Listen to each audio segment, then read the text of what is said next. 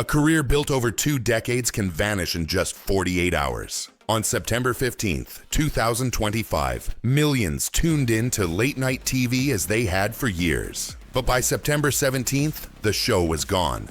For the first time in 22 years, ABC pulled Jimmy Kimmel Live off the air. The trigger wasn't a scandal from the past. It wasn't an old sketch or a recycled clip. It was a single line in a single monologue. One joke about a slain activist that erupted into a national firestorm. The fallout was instant. Sponsors withdrew. Affiliates refused broadcasts. The FCC issued warnings. A host who had survived blackface controversies, Trump feuds, and decades of late-night jabs suddenly faced silence. Standing ovations one week, empty seats and canceled airings the next. What made this moment different? How could one comment undo a career that once seemed untouchable? This isn't just about a talk show host. It's about the fragile power of words, the shifting weight of public outrage, and the speed at which fame collapses. This is the story of Jimmy Kimmel's cancellation, and the comment he can't escape. Before the cancellation, there was the climb. In the 1990s, Jimmy Kimmel wasn't yet a household name. He was a prankster on Los Angeles radio, cracking sharp jokes on KROQ.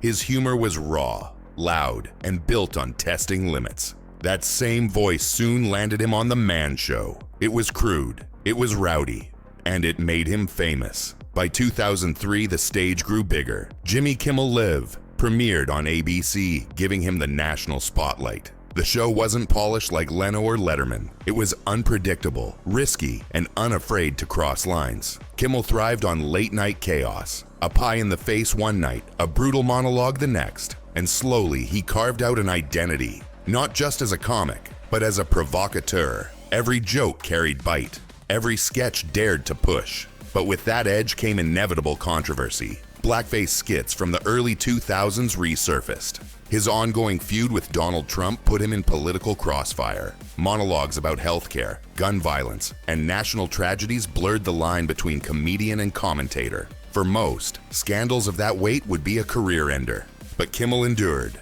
A BC defended him, fans rallied, and advertisers returned. Through sheer persistence and a sharp tongue, he became one of late night's most untouchable hosts. The seeds of risk were always in his brand. Controversy wasn't just an accident, it was part of the design. But the question lingered. How did a man who thrived on provocation survive scandals that should have sunk others? The controversies didn't begin in 2025. They stretched back decades into the late 1990s. In 1996, Jimmy Kimmel's name appeared on a comedy track laced with a racial slur. Years later, on The Man Show, he painted himself in blackface to mimic NBA star Karl Malone. Clips resurfaced again and again, each time reigniting the same anger. By June 2020, the backlash reached its peak. America was in a summer of racial reckoning, and Kimmel was forced to break his silence. He issued a public apology, calling those sketches embarrassing and regrettable.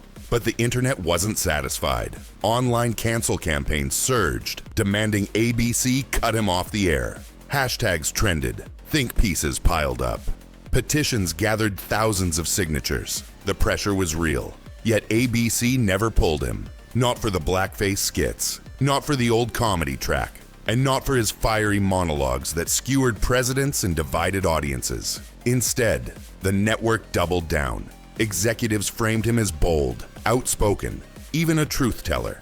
Sponsors wavered, but returned. Fans protested but kept watching. And Kimmel's ratings held just enough to make him safe. For nearly 2 decades, he walked through storms that would have ended other hosts. The shadows of his past never truly vanished, but they never fully destroyed him either. He became proof that in late night, controversy could be survived, if the brand was strong enough. But that survival planted a deeper question. If Kimmel could withstand blackface, slurs, and political wars, then what could possibly make 2025 so different? By 2024, Jimmy Kimmel was no stranger to political battles. But on Oscars night, March 2024, he pushed the feud to a new stage. As host of Hollywood's biggest ceremony, he turned his monologue toward Donald Trump. Hours earlier, the former president had unleashed a Truth Social rant, tearing into the show, into Hollywood, and into Kimmel himself. Kimmel didn't ignore it. He read the rant live, line by line, mocking every word in front of millions. The audience roared with laughter. Cameras caught celebrities clapping, cheering, some nearly on their feet. It was a direct act of defiance, proof that Kimmel would never retreat from politics. To his fans, it was bravery. To his critics, it was arrogance. The feud that began years earlier had reached a new peak. Kimmel's brand was now inseparable from political combat. Controversy wasn't a byproduct. It was the engine of his late-night identity. He survived boycotts, angry editorials, even White House tweets. And every time he emerged sharper, louder, more visible. But the escalation came with a hidden risk. When your comedy builds on punching up at power, the public sees it as a fight worth watching. When your target is a sitting president, the stakes feel like politics. But what happens when the target is no longer a politician? What happens when the joke lands not on a powerful rival, but on a slain activist whose family still grieves? That was the moment waiting for him in 2025. The moment one monologue would cross a line he couldn't ever walk back. HTTPS.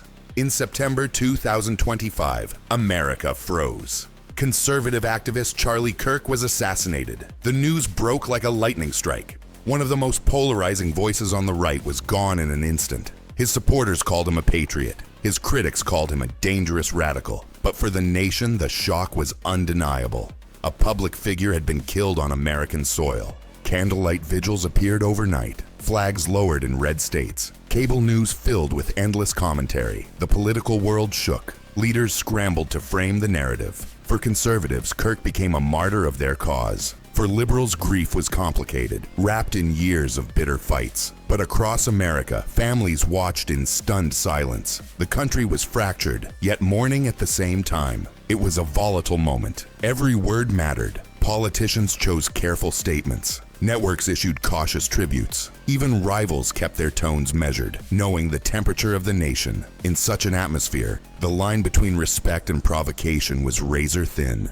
Any misstep risked outrage, boycotts, or political warfare. And into that fragile silence stepped Jimmy Kimmel. A comedian who had thrived on controversy now faced the most sensitive stage of his career. Would he join in with solemn words? Would he avoid the topic entirely? Or would his instinct for provocation push him to cross the line no one dared to cross? So how did Kimmel choose to respond to the death of Charlie Kirk? On September 15, 2025, Jimmy Kimmel walked onto his stage as he had thousands of times before. The lights burned bright, the audience clapped, the cameras rolled, but the monologue that night would change everything. He opened with the assassination of Charlie Kirk. The room grew quiet, waiting for his tone. Then came the line. Mocking the MAGA reaction, he compared Trump's statement to how a 4-year-old mourns a goldfish. The studio audience laughed. The joke landed in the room, but outside the walls of that theater, it exploded like a grenade. Clips were posted within minutes.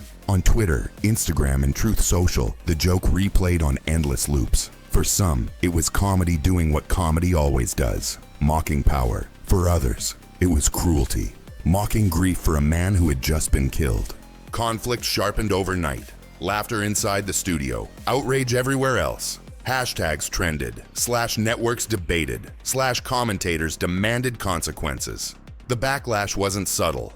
It was ferocious. This wasn't just outrage fading in 24 hours. The joke itself became a weapon. Replayed on conservative networks, clipped into attack ads, and shared by politicians as proof of Hollywood's moral decay. What was a line in a comedy monologue became evidence in a cultural war. The fuse was lit, and it was burning fast. But outrage online was nothing new for Kimmel. He had lived through hashtags, boycotts, and calls for cancellation before. So the real question was, who took this moment, this one joke, and turned it into the end of his show? The backlash didn't stay online. It broke into the real world on September 16, 2025. Two broadcasting giants, Nexstar and Sinclair, made their move. Together, they controlled hundreds of ABC affiliates across the country, and they announced they would not air Jimmy Kimmel Live. That night, more than 200 stations signaled outright refusal. For a late-night host, that was a death sentence. It didn't matter if ABC wanted him on air. If the affiliates wouldn't carry the show, millions of households would never see it. The network's backbone was starting to crack. Advertisers panicked. Calls poured in, demanding contracts be suspended. The outrage was no longer just cultural. It was now financial, and into that storm stepped Washington. The FCC, long accused of staying neutral on late-night content, suddenly spoke up. Chairman Brendan Carr called the joke unacceptable and pressed broadcasters to take appropriate action. For ABC executives, that pressure was deafening. It wasn't just about sponsors or angry viewers anymore. It was about federal regulators breathing down their neck. Kimmel had walked through scandals before, but never had the machinery of stations, sponsors, and Washington aligned against him all at once.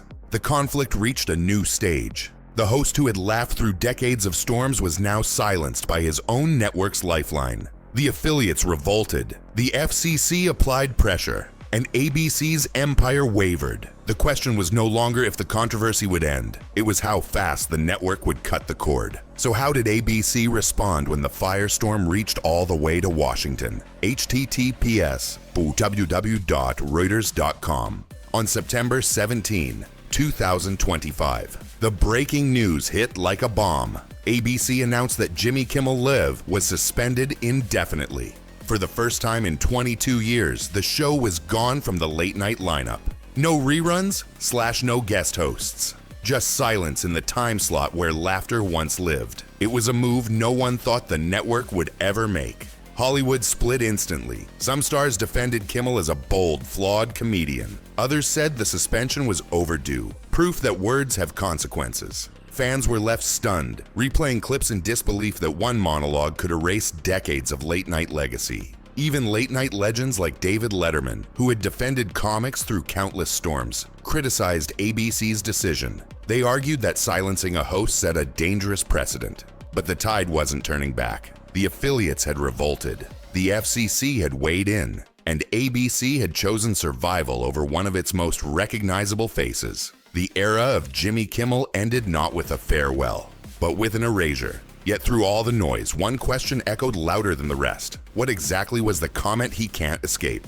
It wasn't the blackface sketches. It wasn't the old slur from the 90s. It wasn't even the fiery Trump rants that made enemies in the White House. The line that ended him came on September 15th, 2025, the Kirk monologue. One joke, mocking grief after the assassination of Charlie Kirk, replayed on endless loops. It defined his downfall. For his critics, it wasn't comedy anymore. It was cruelty. A grieving nation saw laughter where there should have been silence. And in the public memory, that shift was fatal. A man who built a career on sharp-biting humor was now branded as cold, heartless, and out of touch.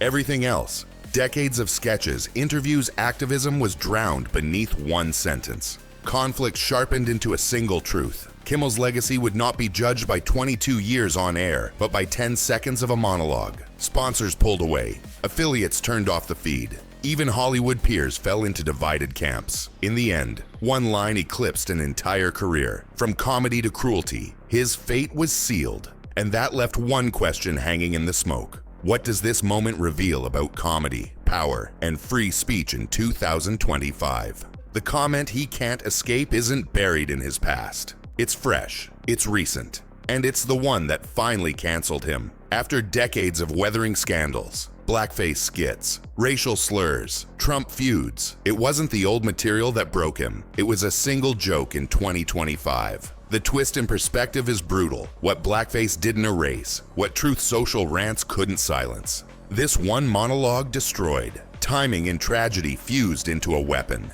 In an America mourning a slain activist, his punchline turned into evidence of cruelty. The moral is clear. In today's America, words are amplified by grief, and once they echo, there's no pulling them back. Overnight, his career, 22 years of late-night dominance, hung by a thread. Sponsors fled, affiliates revolted, and ABC chose silence over loyalty. The emotional high point comes not with cheers, but with absence. A show that once aired 5 nights a week vanished in less than 48 hours. This was the moment of collapse. This was Jimmy Kimmel canceled, the comment he can't escape. And it leaves one final haunting question. If comedy can kill a career in just 2 days, what does that mean for free speech itself? From prankster roots on radio to late-night dominance on ABC, Jimmy Kimmel's story now ends in sudden exile. His journey proves how fragile careers can be. Built over decades, erased in days. We trace the rise of a sharp-tongued provocateur, the scandals that never fully disappeared, the feud with Trump, the tragedy of Charlie Kirk, and the one monologue that lit the final fire. In the end, his downfall wasn't old clips or past mistakes. It was a fresh comment in 2025 that crossed a line he couldn't step back from. The result was the ultimate collapse. Sponsors gone, affiliates silent, a show pulled after 22 years. This is the cautionary tale of words, timing, and a world where outrage never sleeps. Subscribe for more untold stories reshaping entertainment and power. And tell us, was ABC right to cancel Kimmel? Or was this the death of comedy itself?